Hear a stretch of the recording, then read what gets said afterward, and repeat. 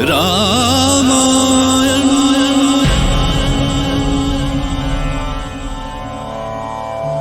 मैं काल हूं, काकभूषणी जो राम के हाथ की रोटी छीनकर आकाश में उड़े तो राम भी उड़ चले उनके पीछे।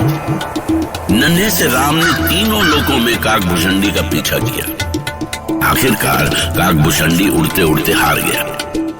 तब राम ने उन्हें अपने श्री हरि रूप के दर्शन दिए और काक नतमस्तक हो गए।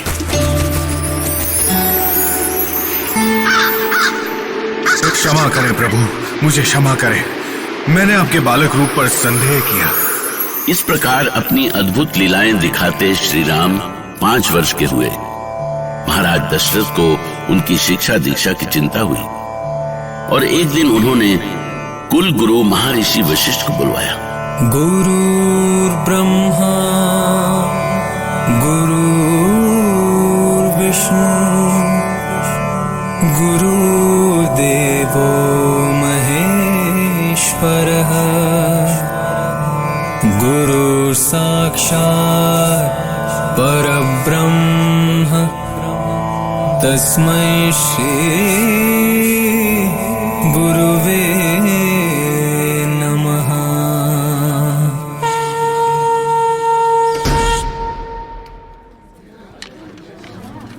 प्रणाम गुरुदेव, पधारिए। आपके आगमन से हम धन्य हुए। कहिए महाराज दशरथ, हमें किस विशेष कार्य से बुलाया? हमारे चारों पुत्र बड़े हो रहे हैं गुरुदेव। तो आप कुमारों की शिक्षा दीक्षा के लिए चिंतित हैं महाराज? आपके होते चिंता कैसी गुरुदेव, बस अब आप चारों कुमारों की शिक्षा आरंभ करें। अवश्य महाराज, मैं तो आपसे कहने ही वाला था कि अब कुमार शिक्षा के योग्य हो गए हैं। लीजिए, राम तो आ भी गए। पिताश्री, पिताश्री, ये देखिए पिताश्री, ये है मेरा धनुष। हाँ, बहुत सुंदर। देखा गुरुदेव, कौशल्या प्रिय राम अभी से धनुष धारण करने लगे। उधर देखिए महाराज, राम के साथ दूसरे भाई भी धनुष लिए चले आ रहे हैं।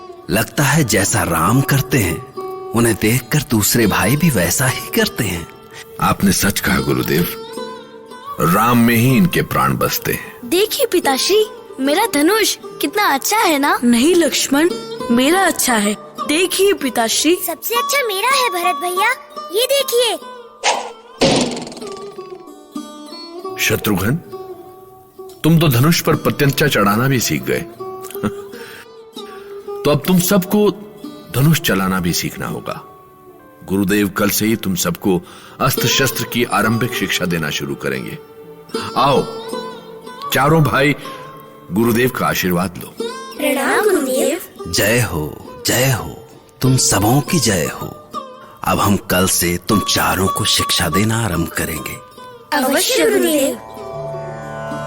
और तब अपने आश्रम में गुरु वशिष्ठ ने चारों बालकों को शिक्षा देनी आरंभ की।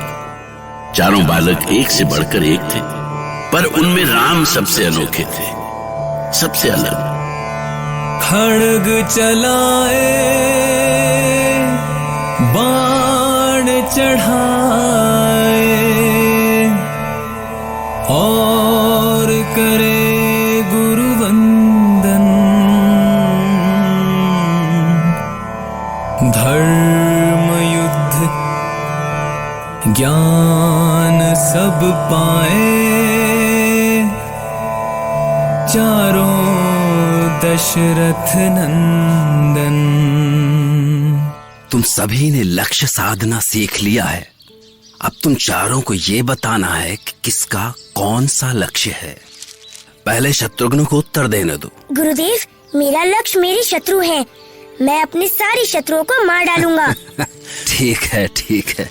तुम बताओ भरत। प्रजा को जो दुख देगा वो मेरा लक्ष्य होगा गुरुदेव। और अब तुम बताओ लक्ष्मण। जो हम पर बुरी दृष्टि रखेगा, मैं लक्ष्मण उसे नहीं छोड़ूंगा गुरुदेव, उसका वध कर दूंगा। ऐसे। बहुत क्रोधी हो तुम लक्ष्मण। इतना क्रोध ठीक नहीं होता।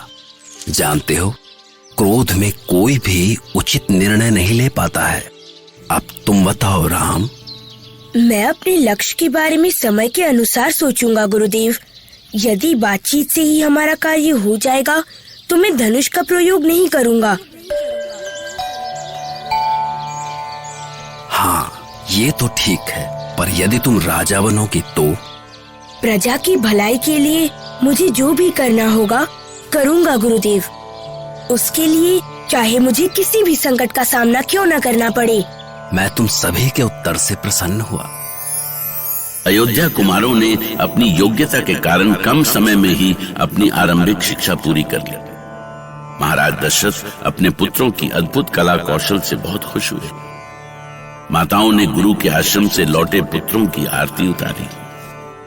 परंतु अभी कुमारों ने गुरु की शिक्षा विद्या का ठीक से अभ्यास भी नहीं किया था कि एक विचित्र घटना हुई।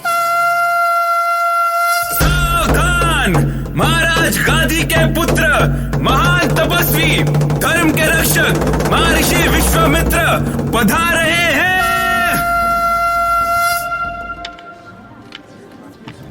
अयोध्या नरेश महाराज दशरथ की जय हो। पधारिए महर्षि, आप बड़े शुभ समय पर आए हैं। आपके आशीर्वाद से सारी अयोध्या का हित होगा। हम तो सारे संसार का हित करने की इच्छा से यहाँ आए हैं महाराज। आपके कुमार की अद्भुत योग्यता किसी से छुपी नहीं है। उन पर आप जैसे ऋषियों की कृपा जो है ऋषिवर। कहिए, हम आपकी क्या सेवा कर सकते हैं? सेवा के पूर्व हम आपसे वचन लेना चाहते हैं महाराज। कैसा वचन महर्षि? आप जैसे महर्षियों की सेवा में ही ये सूर्यवंशी दशरथ अपने प्राण भी दे सकता है। और ईश्वर की कृपा से अयोध्या राज के पास धन वैभव की कोई कमी नहीं है। धन वैभव की बातें करके हमें लज्जित ना करें महाराज। हम ऋषियों के लिए धन संपत्ति का क्या मोल। फिर आप क्या चाहते हैं महर्षि? आप वचन दें कि आप मेरी इच्छा को ना नहीं करेंगे। ठीक है, मैं वचन देता हूं। तो सुनिए महाराज, हमें अपने यज्ञ की रक्षा के लिए आपके पुत्र राम और लक्ष्मण दोनों चाहिए महाराज। नहीं महर्षि, नहीं महर्षि, नहीं नहीं नहीं। दशरथ से राम मांग लेना उनके प्राण मांग लेने से कम नहीं था। उनके तो प्राण ही राम में बसते थे। विश्वामित्र के मुंह से राम को ले जाने की बात सुनते ही वो मूर्छित हो गए। राम